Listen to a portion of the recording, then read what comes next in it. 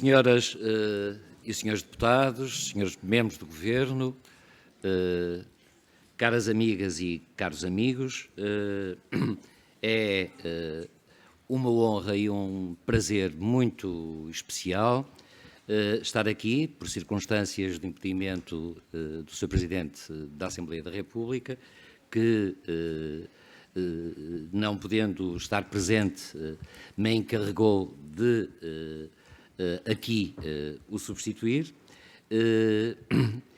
É para mim, como dizia, um prazer muito especial participar nesta cerimónia de apresentação de um livro cujo autor não só me merece uma muito especial consideração, como uma profunda partilha de preocupações e empenhamentos de que este livro testemunha, e iria então passar de imediato a palavra ao editor, ao Dr. António Batista Lopes, para iniciarmos os trabalhos deste fim de tarde. Muito obrigado. Sr. Professor Pedro Bacelar Vasconcelos, aqui em representação, portanto, do Sr. Presidente da Assembleia da República, Sra. Doutora Margarida Marques, Secretária de Estado dos Assuntos Europeus, Dr. Carlos Cedas, líder parlamentar do Partido Socialista, senhoras e senhores deputados, Sr. Professor José Rebelo, Sr. Professor José Castro Caldas, caro amigo Porfírio Silva, estimadas amigas e caros amigos.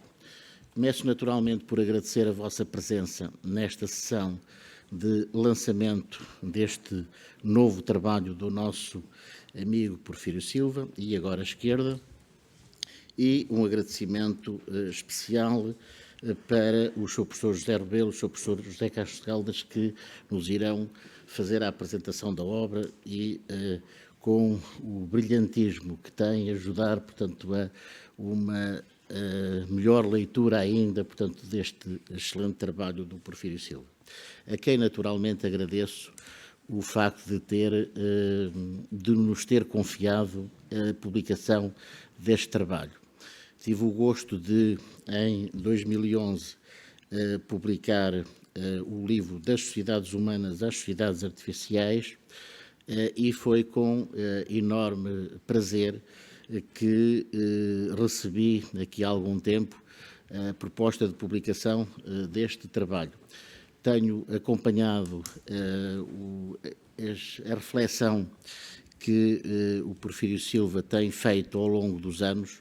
É indiscutivelmente alguém que pensa e que nos obriga a pensar, e sobretudo num novo tempo histórico que estamos a viver, a sua reflexão aqui traduzida neste livro, que reúne, como sabemos, quer entrevistas, quer textos de reflexão, é um documento extremamente importante neste novo ciclo. E permito-me também saudá-lo, não apenas na condição de autor, mas na sua nova condição de deputado à Assembleia da República, de quem todos esperamos que o seu rigor, a sua competência ajudem bastante a que estes novos tempos sejam os tempos de futuro que todos nós ansiamos. Renovando-lhe os agradecimentos pela partilha deste trabalho, espero que outras obras ainda possam vir a contribuir para um enriquecimento da nossa cidadania. Muito obrigado.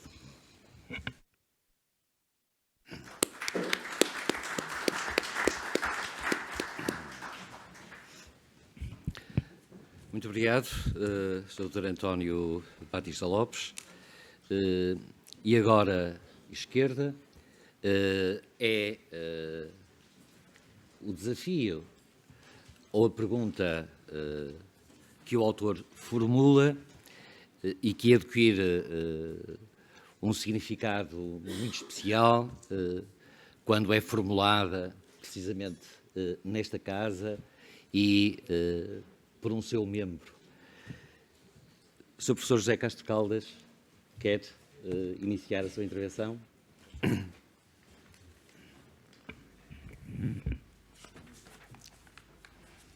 Muito obrigado, muito boa tarde. Eu queria começar, obviamente, por agradecer ao Porfírio a surpresa que me deu ao convidar-me para o lançamento do seu último livro e talvez dizer-vos como é que eu tomo esta oportunidade de partilhar convosco este momento. Para mim, de facto, é sobretudo uma forma de celebrar uma coisa importante que já tem alguns meses, mas que representa uma grande novidade, que é o entendimento entre as esquerdas em Portugal e, portanto, o caminho que agora está a começar a ser percorrido. E, portanto, estou aqui pessoalmente a celebrar convosco essa novidade. Bom, o Porfírio foi muito explícito nas instruções que me deu. A mais importante delas era que eu não devia fazer nenhum esforço para vincar o acordo. Devia, pelo contrário, tentar animar a conversa, exprimindo-me livremente com toda a liberdade. Mas eu quero começar por assinalar exatamente dois pontos de acordo importantes. O primeiro ponto de acordo que trespassa todo o livro diz respeito à defesa do diálogo e da convergência das esquerdas. E o que há de importante nisto é que essa defesa do diálogo e da convergência das esquerdas, nós encontramos-la no livro do Porfírio logo no primeiro texto, portanto, datada de 24 de julho de 2014. Bom, isso é uma vantagem de escrever livros, de fixar em livro as crónicas que se vão escrevendo em diferentes sítios, não é? Porque estas coisas ficam registadas. Portanto, a primeira vez que neste livro aqui aparece uma defesa clara e articulada de um diálogo e de uma convergência das esquerdas por parte do Porfírio Silva é em 2014, dia 24 de julho. Bom, e isto significa o quê? Significa que aquilo que aconteceu não foi exatamente um milagre, não é? Aquilo que aconteceu não foi um milagre da noite das eleições, uma súbita epifania de dirigentes das esquerdas em consequência dos resultados eleitorais. Aquilo que aconteceu deu muito trabalho. Deu muito trabalho e deu muito trabalho a bastantes pessoas, apesar de tudo, não é? A ideia do diálogo e da convergência de esquerdas foi sendo semeada e foi sendo semeada ao longo de anos, muitas vezes por parte de quem se sentiu, inclusivamente, um pouco sozinho nessa sementeira, não é? Bom, e portanto não foi um milagre, não é? É resultado de trabalho, não é? A segunda ideia que eu apreciei encontrar no livro do Porfírio é a forma como ele se refere em diferentes textos à questão da moderação. Isto para mim, pessoalmente, é interessante porque eu talvez, diferentemente do Porfírio, sou alguém que consegue ser moderado a custo, não é? Tem que fazer um esforço consciente para o ser. E, portanto, mas isto, de qualquer modo, encontrei-me nas referências que o Porfírio faz à moderação, encontrei-me a estar de acordo, não é? E esse meu acordo, e a estranhar-me a mim próprio, encontrar-me tão de acordo com a ideia de moderação, tal como o Porfírio articulava. E, portanto, isso talvez resulte do facto de que nos dias que estamos a viver, não é? Neste processo que neste momento estamos a viver, talvez a moderação seja uma forma de radicalidade e uma das formas de radicalidade mais valiosas no presente contexto. No presente contexto que estamos a viver, a moderação é uma prova de sabedoria. Bom, os meus 2 pontos de acordo que eu sublinhei, queria talvez apenas não passar em claro outros pontos em que o acordo não é tão evidente. Algumas passagens, algumas, não todas, sobre a questão grega, não é? Sobre a crise, sobre o drama grego, teria dificuldade em estar absolutamente de acordo.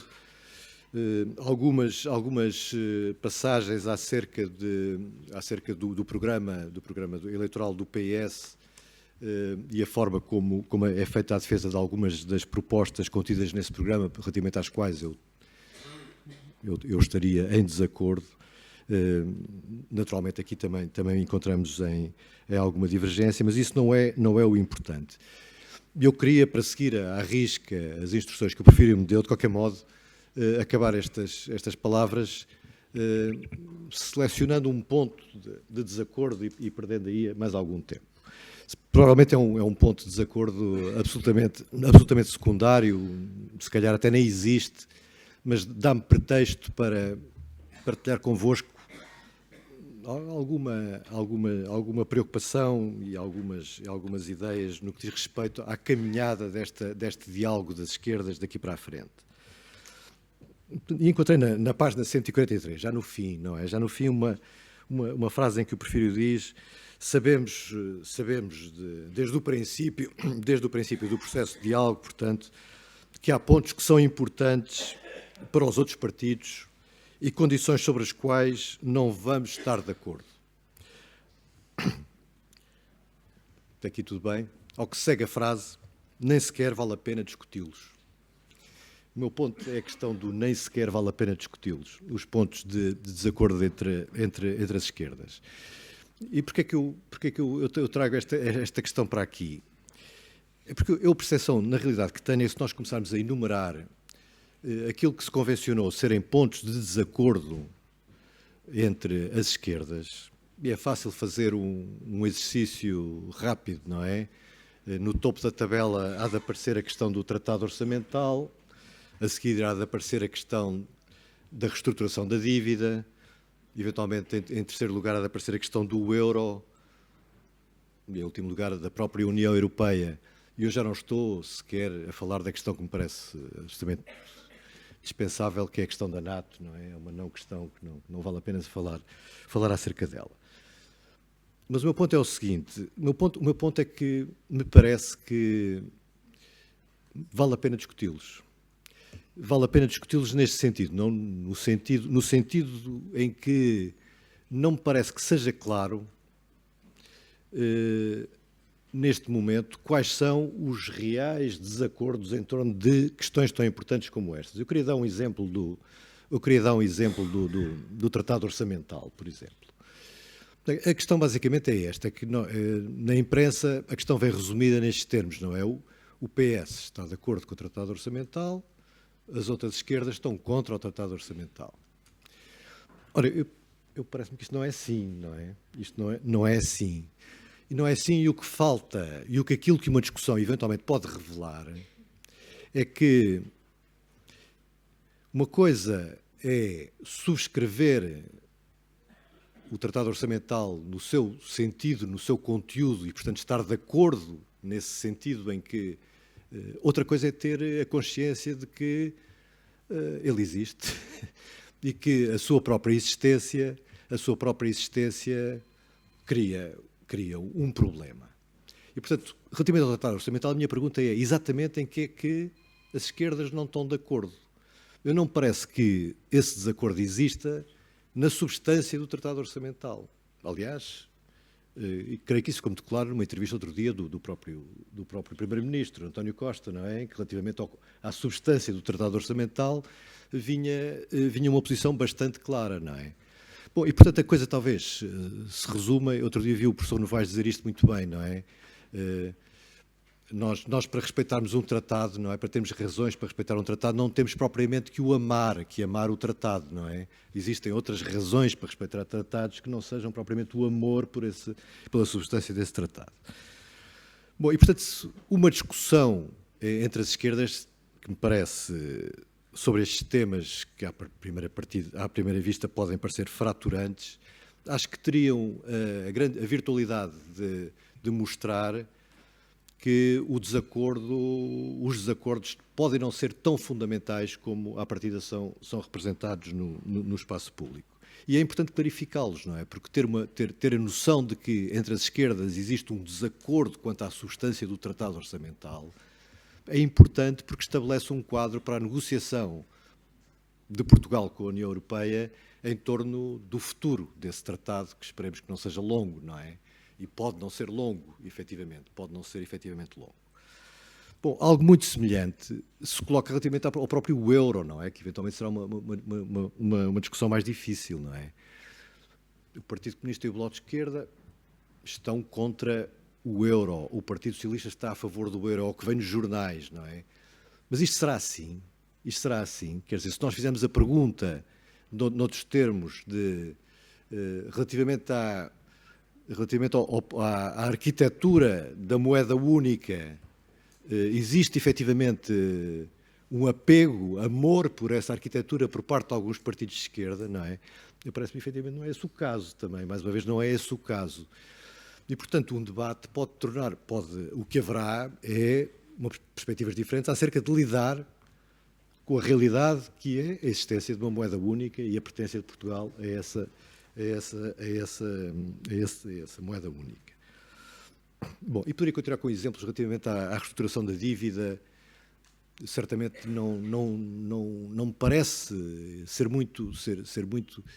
existir em nenhum partido de esquerda, não é, a convicção de que a dívida pública portuguesa é perfeitamente sustentável. Não parece que seja uma convicção muito.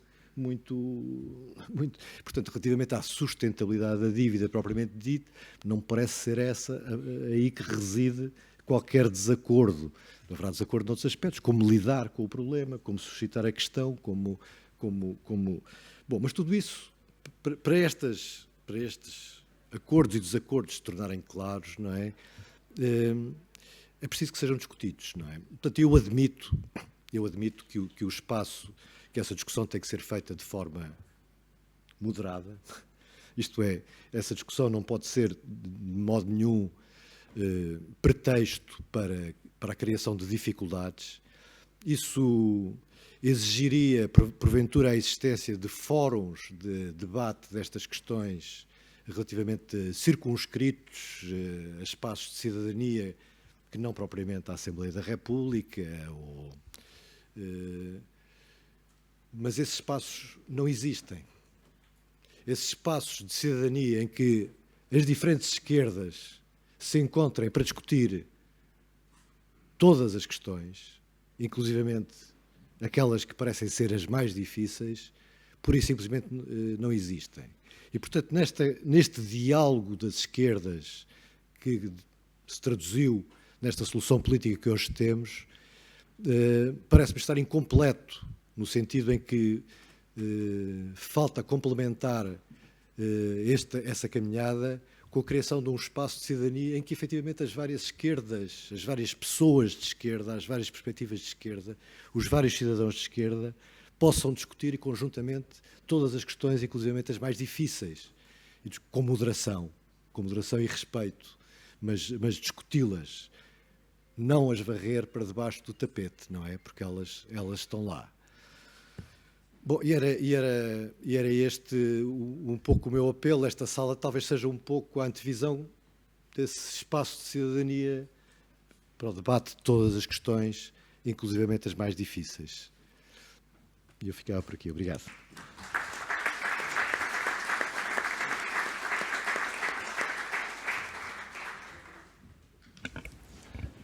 Muito obrigado, professor Castro Caldas. Passava de imediato a palavra ao professor José Rebelo. Bom, eu talvez por não ter a capacidade de expressão do meu amigo e colega Castro Caldas, decidi redigir a minha intervenção. porque essa, no fundo, é a forma que me permite abordar com alguma serenidade uma apresentação como esta. Ora bem, comecemos então por nos interrogar sobre quem é o autor. E a este respeito eu iniciava, de facto, digamos, uma espécie de esboço, partindo de uma faceta que já foi abordada pelo Castro Caldas. Porfírio Silva diz ele próprio um moderado, que, e cito, não defende a transformação violenta da sociedade nem a modificação da ordem política pela força. Um moderado que recusa a sereia da submissão e a sereia do maximalismo para recorrer a figuras da mitologia grega invocadas por Varoufakis para explicar a necessidade de negociar com os países do Eurogrupo e que o Porfírio recorda num texto inserido no seu bloco em fevereiro de 2015. É um moderado que encara a política como uma atividade entre as outras, uma atividade da vida cotidiana, em que, na maior parte do tempo, as pessoas fazem outras coisas e torna-se talo. Escrevem, trabalham, tratam da família, tratam de ser felizes e, em certos momentos, com mais ou menos intensidade, têm participação política mais ou menos ativa. Daí um dos seus firmes propósitos, afirmado neste livro: transformar a política numa atividade de cidadania e não numa coisa de carreiras. Moderado e pragmático. Por isso, o Porfírio nega a validade da teoria pela teoria. A teoria, insiste Porfírio, justifica-se através da sua aplicação prática. E permitam-me que o cite mais uma vez. Diz ele: a teoria só passa verdadeiramente a prova de vida quando a tentamos levar à prática. E uma prática errada pode ser apenas o coveiro de uma magnífica teoria ou programa. É, portanto, de uma forma algo discreta, distante, eu quase que ousaria dizer, por vezes algo displicente, que o Porfírio vai cruzando o campo da política desde que atingiu a idade de aderir à juventude, à JS. Neste percurso assim traçado, excetuam-se, porventura, dois momentos em que o Porfírio se sentiu mais particularmente empenhado. O primeiro, quando se candidatou à liderança da Organização da Juventude do Partido Socialista. O segundo, quando intervém no debate sobre a escolha do novo secretário-geral do PS, que em 2004 opôs 3 candidatos, José Sócrates, Manuel Alegre e João Soares. O Porfírio não apoia nenhum, mas, com um grupo de amigos, elabora um documento de reflexão de importância fundamental para tomadas de posição futuras. É que o contacto com as diferentes táticas e com as diferentes estratégias então em presença, por parte desses 3 candidatos, levaram-no, na altura, a concluir que, para além da emergência de novas ideias, importava descobrir novas formas, e eu insisto que é uma expressão do Porfírio, importava descobrir novas formas de as materializar. E essas novas formas de fazer política, ele vai encontrá-las em António Costa, logo a partir do lançamento da campanha para as primárias do PS. Desde então para cá, seja na qualidade de coordenador da moção política apresentada à Convenção Nacional Mobilizar Portugal, seja em artigos e entrevistas, seja em declarações proferidas como secretário nacional do PS, seja em textos inseridos no seu blog, Máquina Speculatrix, o Porfírio não se cansa de multiplicar elogios ao atual Primeiro-Ministro. Com efeito, ao longo das 158 páginas deste livro, não se descortina, ou pelo menos eu não descortinei, a mínima reticência quanto às ideias enunciadas e quanto às práticas promovidas por António Costa. Porfírio lança este livro exatamente 15 dias após a tomada do 21º Governo Constitucional. Um período histórico, como todos reconheceram, e ainda há pouco o Dr. António Batista Lopes relembrou, em que, independentemente das suas especificidades, as diferentes forças de esquerda partilham igual necessidade de convergirem para o mesmo objetivo, o de acabar com o processo de empobrecimento generalizado da população portuguesa.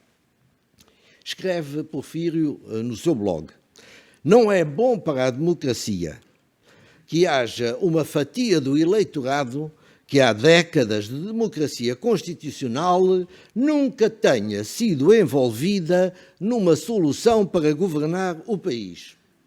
E ao dirigir-se a essa Convenção Nacional de 2014, ele insiste no mesmo tema.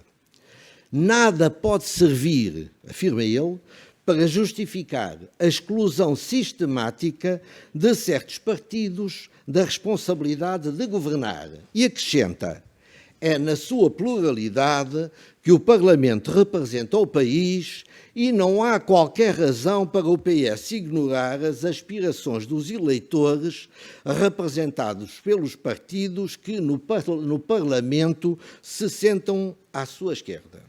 Dito assim, até parece óbvio. É que até parece óbvio. E, no entanto, parafraseando um cantautor que eu muito admiro, eu diria: o que nós andamos para aqui chegar. Décadas e décadas de desencontros, de confrontações, de acusações recíprocas. O 25 de Abril parecia até vir trazer alguma paz nas relações entre socialistas e comunistas, já ensaiada, aliás, nos últimos anos do marcelismo. Mas com o alvorecer de 1975, aquilo que até então eram pequenas escaramuças dão lugar, como todos sabem, a uma guerra aberta. Expõem-se à luz do dia os antagonismos, já perceptíveis em documentos fundadores das duas grandes famílias da esquerda portuguesa, o Programa para a Democratização da República, datado de 31 de janeiro de 1961 e subscrito por alguns dos que viriam a ser os patriarcas do futuro Partido Socialista, e o texto Rumo à Vitória, de Álvaro Cunhal, divulgado 3 anos mais tarde. Ora, o que é que assistimos com o alvor de 1975? É a dicotomia unicidade versus unidade sindical, que preenche a agenda política logo no início desse ano. É o desencadear, nos finais de janeiro, das ocupações no Alentejo, de terras, no Alentejo e no Ribatejo. É a oposição entre a legitimidade eleitoral e a legitimidade revolucionária gerada na sequência das eleições para a Assembleia Constituinte. É o caso República, que põe a nu as relações perversas entre informação e poder político. É a manifestação na Fonte Luminosa, de 18 ao 19 de julho, primeiro grande sinal dessa mudança que iria dar-se no aparelho político. E a querela, com momentos de maior ou menor intensidade, prolonga-se nos anos seguintes. É a publicação da Carta Aberta, em 27 de abril de 1976, dividindo definitivamente o movimento sindical.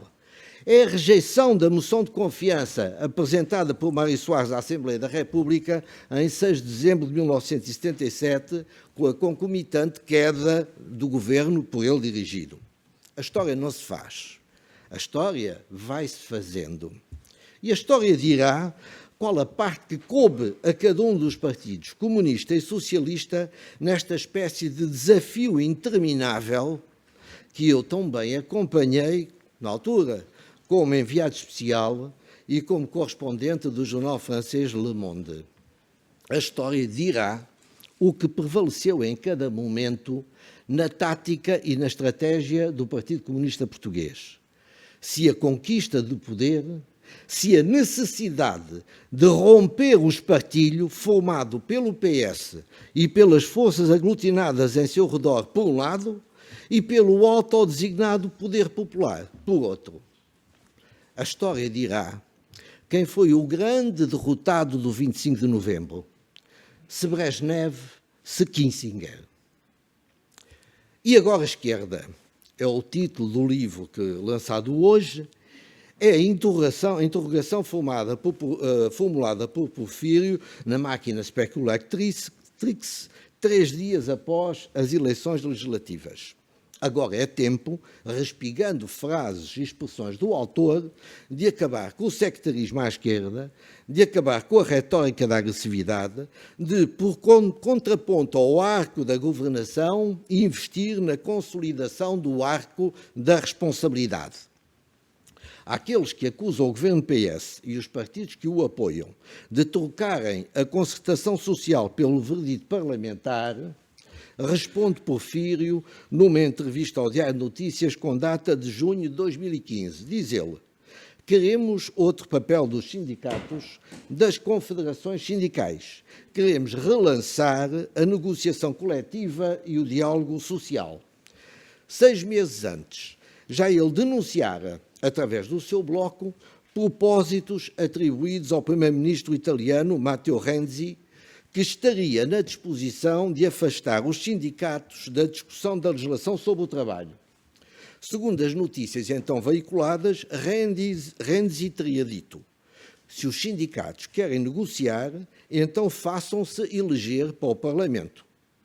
Ora, Porfírio Silva, a partir desta frase, conclui: uma tal declaração parece-me não apenas absurdamente reacionária, como francamente contrária às necessidades de renovação da democracia e até prejudicial a uma via de progresso económico aliado ao progresso social. Da leitura dos textos, marcados pela retórica da atualidade, que Porfírio Silva sujeita à nossa crítica, desprende-se um claríssimo otimismo. A convergência à esquerda surge-lhe, para utilizar uma linguagem que ele conhece bem, como um imperativo categórico. Um imperativo categórico que importa respeitar, sob pena, para o PS, de entrar em rota de colisão com parte significativa do seu eleitorado radicalizado, é o próprio Porfírio que o afirma, radicalizado pelos anos de crise. Há riscos? Claro que há riscos, mas para Porfírio vale a pena correr esses riscos. E eu relevo uma frase de um artigo que ele assina no Público em 6 de setembro de 2014, quando as posições conjuntas, desculpem-me o preciosismo, as posições conjuntas do PS com o PCP, o Bloco de Esquerda e o Movimento Ecologista Os Verdes, pouco mais eram ainda do que uma miragem. Estou a falar de setembro de 2014. Então diz o Porfírio nesse artigo que ele assina no Público: só uma visão mecanicista do mundo social poderia convencer-se de que basta um contrato ou um programa para firmar uma relação sustentável numa comunidade política. Portanto, não basta um contrato. Portanto, não basta um programa. E, nos dias de hoje, esta frase ganha uma inquestionável pertinência. Até porque nesta rede de relações entre partidos há inevitáveis zonas de fricção. Uma delas, talvez a mais candente, chama-se Europa, como o Castro Caldas já lembrou. É verdade que Porfírio acusa a governação económica europeia de ter sido, diz ele, capturada por uma visão ideológica da disciplina orçamental que usa o estribilho das reformas estruturais para impor a desregulação dos mercados, a compressão salarial e o recuo nos direitos sociais. É também verdade que ele acusa a social-democracia europeia de ter feito por vezes e a expressão é dele, mau negócio. Também é minha, mas eu, já que é dele, atribuo a responsabilidade a ele. De ter feito um mau negócio. E mau negócio porquê? Porque teria feito concessões sem, afinal, obter as respectivas contrapartidas. É verdade que Porfírio coloca a Europa face a um dilema. ou a Europa é capaz de reganhar o seu estatuto como espaço democrático de dimensão continental, trabalhando para a prosperidade partilhada dos povos participantes, diz ele, ou então a Europa definhará, porque os povos dela desacreditarão. E insisto, Porfírio, como aliás já começam a desacreditar. A proposta de Porfírio consiste em repensar a Europa. Mas repensar a Europa sem rupturas, negociando. Negociando tudo. E Porfírio diz que só há algo que é inegociável: a dignidade. A dignidade, ela é inegociável. Portanto, negociando e tirando proveito da grande lição, é também Porfírio que o afirma, que acaba de nos ser dada pelos gregos. E qual é a lição dada pelos gregos? É a seguinte: ser devedor não é ser-se escravo. Porfírio Silva constata a existência de países europeus que, apesar de governados por partidos socialistas ou social-democratas, prosseguem interesses divergentes dos interesses portugueses. E constata, em contrapartida, a existência de países governados por outros partidos que defendem interesses mais próximos dos nossos. E pergunta: onde devemos procurar as alianças? E é ele que responde de uma forma que eu interpreto assim: devemos procurar as alianças com quem estivermos em convergência objetiva de interesses, independentemente, portanto, deduzo eu, da coloração política dos respectivos governos. Estou a chegar ao fim da minha comunicação. Passado que esteja este turbilhão de acontecimentos, onde o Porfírio está profundamente mergulhado, o Porfírio, como filósofo atento à política que é, poderá então oferecer-nos uma análise mais aprofundada sobre algumas questões que decorrem da coletânea que agora se publica. E refiro apenas duas. A primeira: onde vai ele encontrar essas forças, esses movimentos sociais com os quais podemos encetar o repensar da Europa? E posto que o Porfírio dá a primazia à prática, isto permite-me perguntar-lhe também: repensar a Europa para fazer o quê e como? Segunda questão: afinal, o que é isso de ser-se de esquerda? Ficava por aqui. Muito obrigado.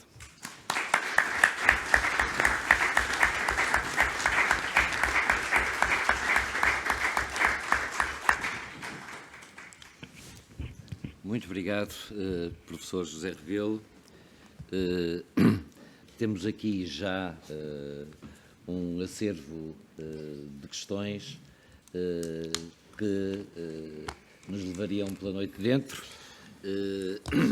e às quais, naturalmente, o autor tem uma palavra a dizer, desde as questões daquilo que ficou por debater nos acordos e desacordos à esquerda, neste contexto particular que vivemos no último ano, até a este desafio irrespondível do professor José Rebelo de saber que a Europa, com quem e como a esquerda pode repensar a ação política. Porfírio Silva, autor, a palavra é sua. Muito obrigado. Sr. Deputado Pedro Bacelar Vasconcelos, aqui representando o Sr. Presidente da Assembleia da República, meu estimado camarada e amigo. Sr. Deputado Carlos César, Presidente do Grupo Parlamentar do PS, senhores e senhores deputados, amigos, amigas, Dr. António Batista Lopes, editor. Convém lembrar que sem os editores não há livros para ninguém. Eu tinha escrito aqui umas coisas para dizer, mas enfim, não vou ler aqui o que escrevi e vou dizer só 2 ou 3 coisas. Em primeiro lugar, teria que gastar, dentro de uma lógica de prova académica, teria que gastar o mesmo tempo que gastou o professor José Castro Caldas a comentar e o tempo que gastou o professor José Rebelo a comentar para responder, e portanto isso daria um tempo incomportável, somando os 2, e portanto eu não vou tentar esse exercício. Também não vou tentar o exercício mais filosófico, tentar responder à questão de saber o que é ser de esquerda. Mas penso que, apesar de tudo, ficaram algumas questões mais pequenas e mais modestas que eu poderia tentar abordar. E começo já por uma que talvez até possa parecer relativamente lateral naquilo que foi dito, mas que para mim é importante. O professor José Rebelo, o meu amigo José Rebelo, e é preciso saber ler aquilo que ele diz, não só nas linhas, mas também nas entrelinhas e nas filigranas, deixou ali uma picadazinha que eu acho que vale a pena, entre outras, mas há uma que eu quereria efetivamente pegar. Quando ele diz, e claro, isto alimentará alguns jantares nos próximos meses em torno desta questão nos nossos sítios de encontro, ele sugere: este senhor, afinal, não tem uma palavrinha de crítica ao António Costa. Quer dizer, é tudo ali, alinhadinho. Eu queria sobre isso dizer uma coisa muito simples. Eu já uma vez disse a um jornal que eu não vim para este trabalho, para esta fase do PS, por ser amigo do António Costa. Aliás, eu não sou aquilo que se costuma chamar um amigo de, eu não frequento a casa dele, ele não frequenta a minha. Como o Paulo Pedroso disse uma vez numa entrevista, não costumo ir a casamentos e batizados das famílias um do outro, e portanto nós não somos amigos nesse sentido. Respeitamos-nos, penso que temos alguma solidariedade mútua, mas eu não me reivindico dessa amizade e penso que seria até abusivo da minha parte reivindicar-me dessa amizade, porque ela não é verdade. E também porque eu não entendo a política como um exercício de amigalhice. Eu acho que nós podemos ser amigos, podemos não ser, mas a política é outro plano das coisas, implica outras responsabilidades, implica outros critérios e outros valores. Mas agora que ele não está cá, se calhar ainda está na concertação social, é um bom dia, é uma boa coisa para estar como Primeiro-Ministro. Aproveito essa pequena provocação para dizer uma coisa que não foi dita ainda publicamente, e aproveito para a dizer. Há razões muito concretas para eu ter uma admiração concreta por esse senhor, que é agora Primeiro-Ministro e secretário-geral do PS, e que nem sempre transparece pela forma como ele faz as coisas, e não achando que tenha que sempre se estar a justificar ou a explicar de todos os detalhes. Mas vou-vos só dizer uma pequena coisa que aconteceu nestes últimos tempos, quando ainda era muito incerto o que é que ia acontecer com este chamado acordo das esquerdas. Ainda não sabia muito bem se havia acordo à esquerda, se havia acordo à direita, o que é que podia acontecer. E numa certa altura, numa reunião em que estávamos alguns, não muitos, o António Costa sugere que, uma vez que as pessoas estão a dizer que isto no fundo sou eu a querer ser Primeiro-Ministro e que no fundo é uma vontade pessoal que eu tenho, se calhar podíamos resolver isto dizendo que nós propunhamos outro Primeiro-Ministro, uma pessoa independente, por exemplo, e eu não estou a fazer isto para ser Primeiro-Ministro, porque isto podia ser feito com outra pessoa, porque o que interessa é que haja uma solução política desta natureza.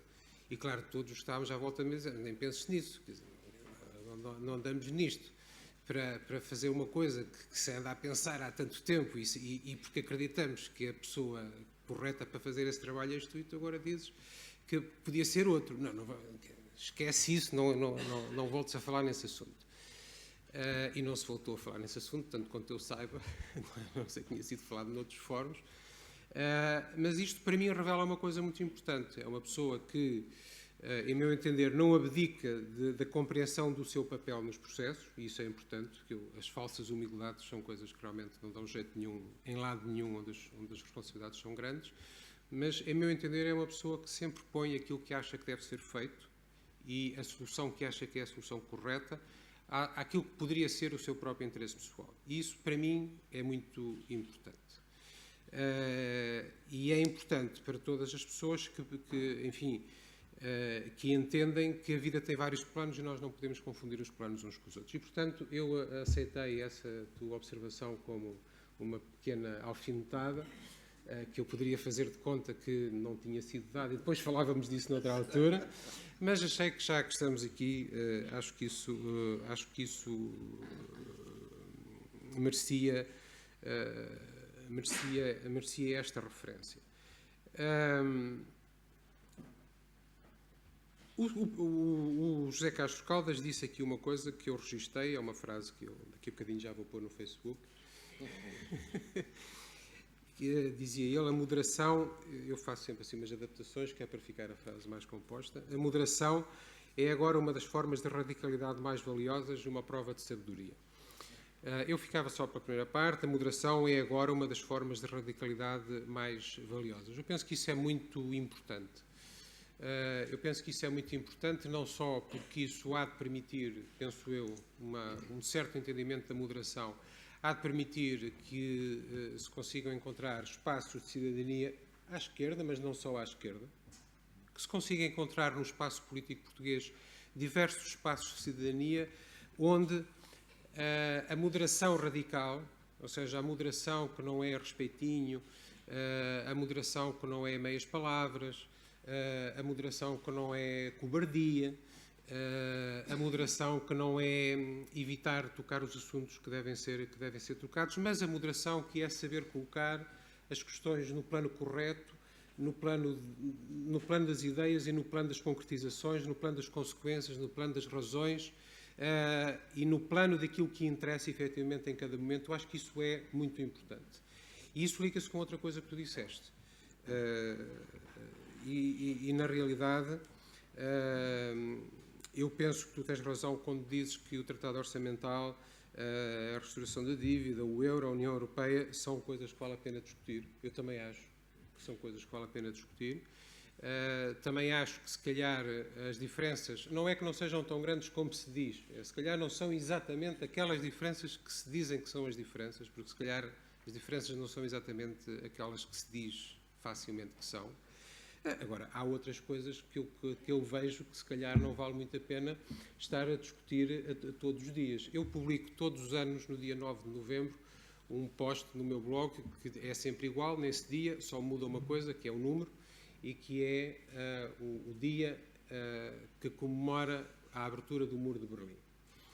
E eu já faço isso há vários anos, é assim uma espécie de símbolo da minha atitude em relação a algumas coisas. Nos primeiros anos havia sempre alguns amigos meus comunistas que iam lá dizer umas coisas sobre essa coisa do Muro de Berlim, não é bem assim e tal.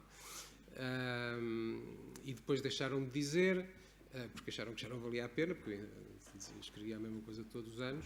Mas isso é o tipo de coisa que faz sentido continuar a discutir como discussão de visões do mundo, mas não é provavelmente aquilo que faz a nossa matéria de decisão política sobre o que é que se há de fazer ao país neste momento. E, portanto, eu distingo as coisas que são planos de filosofia política ou de visão do mundo,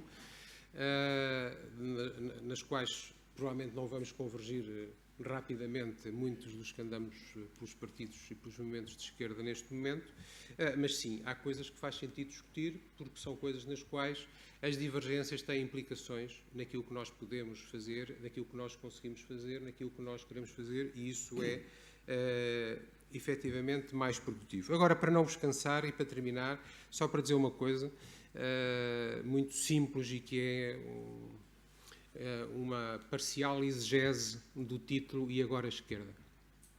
Como o José Rebelo já mencionou, agora a esquerda, que dá título ao livro, agora a esquerda com ponto de interrogação, que dá título ao livro, foi o título de um post, de um apontamento no meu blog, no dia 7 de outubro, que foi o dia em que a Comissão Política do PS mandatou o Secretário-Geral para fazer contactos com todos os partidos parlamentares para encontrar a melhor maneira de que neste ciclo político o PS conseguisse levar à frente, eu ia dizer levar avante, mas podiam logo começar a dizer levar avante, para que o PS conseguisse levar avante aqueles 4 pontos de resumo do nosso programa eleitoral que o Secretário-Geral tinha indicado logo na noite das eleições como os pontos que nós queríamos salvaguardar. Essa Comissão Política acabou perto das 2 da manhã, o Secretário-Geral desceu, fez umas declarações à imprensa, depois a Ana Catarina ainda leu o comunicado, fomos para casa, eu cheguei a casa, fui acabar de escrever um texto que estava mais ou menos escrito e depois no dia seguinte de manhã publiquei, e esse texto chamava-se E Agora a Esquerda. E muita gente pensou que esse título, E Agora a Esquerda, era uma pergunta de um socialista aos outros partidos de esquerda. Aliás, até houve depois, passado uns dias, um artigo que era E Agora PS. Não vou agora querer dizer que o artigo era uma tentativa de me responder, mas enfim, mas é um facto. Ora, na realidade, essa pergunta, E Agora a Esquerda, não é uma pergunta para os outros partidos de esquerda. É uma pergunta para todos os partidos de esquerda, incluindo o PS, porque, malgrado a tentação que alguns às vezes têm ou tiveram, ou talvez ainda tenham, de considerar que o PS é uma espécie de partido centrista, o PS não é um partido centrista. O PS é um partido, realmente um partido tradicionalmente moderado, mas é um partido de esquerda democrática, como sempre foi. Não prescinde de ser um partido democrático, não prescinde de ser um partido de esquerda, e isso é uma interrogação para nós próprios. E agora a esquerda é a pergunta, e o que é que nós fazemos agora, colocados perante esta circunstância? Num primeiro momento, isso até era mais uma pergunta para o PS, que era, o PS vai agora alienar a sua autonomia estratégica, vai agora deixar-se encurralar por esta configuração esquisita do sistema eleitoral em que nós temos que deitar fora 20% dos votos e depois só contamos nós, os partidos à nossa direita, e portanto nós estamos sempre entalados nessa situação. Aceitamos isso ou não aceitamos isso? E portanto, primeiro foi uma pergunta até para nós, e depois também era uma pergunta para os outros, quer dizer, então, isto é sério ou não? Ou seja, vamos arranjar uma solução para isto ou não vamos arranjar uma solução para isto?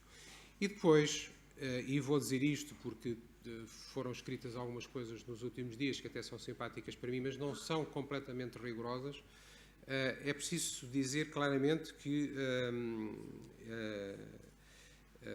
o facto de eu ter escrito este texto naquela altura, naquele momento, em que efetivamente hoje sabemos que muita gente não estava a perceber bem o que é que estava a passar, até já houve jornalistas que escreveram, nós andámos um ano distraídos, não estávamos a ouvir o que o PS estava a dizer e portanto não estávamos a perceber o que é que estava a acontecer. Não é isso, é que efetivamente chegámos a um determinado momento em que havia uma situação que era preciso resolver. E havia muita gente que tinha pensado, em muitas circunstâncias, que o país não se esgota numa parte do país. O país é o país no seu todo. Há eleitores à nossa direita e à nossa esquerda, em vários partidos. Isso é um recurso da democracia, ou seja, é a obrigação da democracia utilizar todos os seus recursos, ou seja, contar com todos os cidadãos, contar com todos os portugueses, e ser capaz de pensar soluções em que todas as pessoas contem, em que todas as forças políticas que participam no plano democrático contem, e é nesse plano que temos que pensar. E, portanto, o facto de eu ter escrito aquele texto naquele dia não significa que eu tenha qualquer capacidade especial de previsão ou qualquer influência especial na forma como as coisas se passaram. Significa que eu era um dos não sei quantos que ajudava a pensar como é que as coisas se faziam. Por acaso eu até tenho estas ideias há algum tempo, outras pessoas também, mas isso não significa absolutamente nada, a não ser isto, de que estou convencido que aqueles que hoje fazem um discurso fortemente antiparlamentar,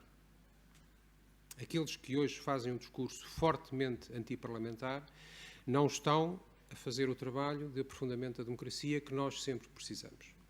Porque aqueles que, dentro ou fora do Parlamento, dizem que uma coisa é aquilo que se passa dentro do Parlamento, uma coisa é aquilo que fazem os representantes eleitos pelo povo, e outra coisa é uma entidade abstrata que é aquilo que o povo cria, eu não percebo isso. Porque eu neste tipo de democracia representativa, eu só consigo entender que os governos dependem dos eleitos pelo povo para constituírem governos e definirem políticas. É a única maneira que eu consigo perceber as coisas. Outra maneira, não sei como ela seria. E aqui, tal como a moderação, a democracia também se quer radical.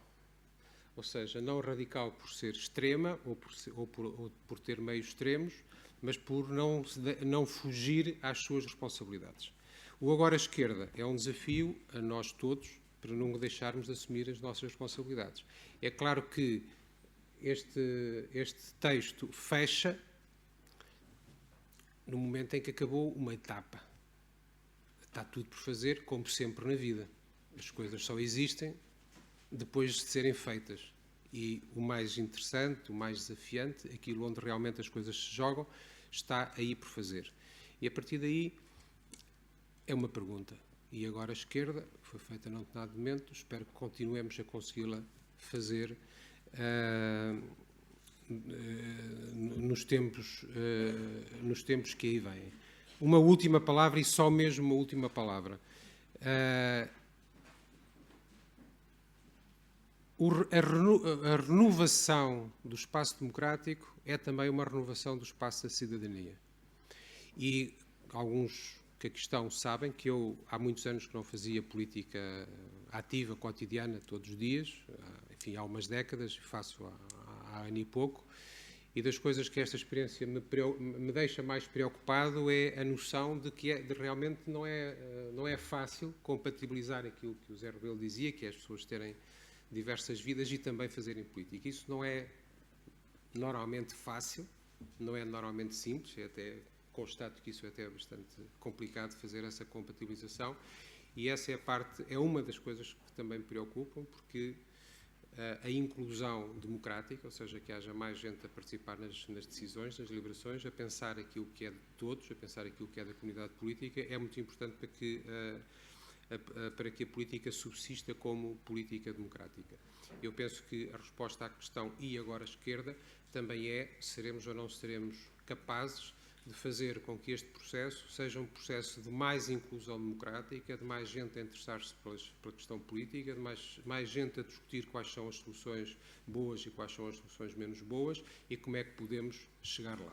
E se conseguirmos fazer isso, acho que tudo isto vale a pena. E não vou citar o Fernando Pessoa sobre o valer a pena. Obrigado por terem vindo.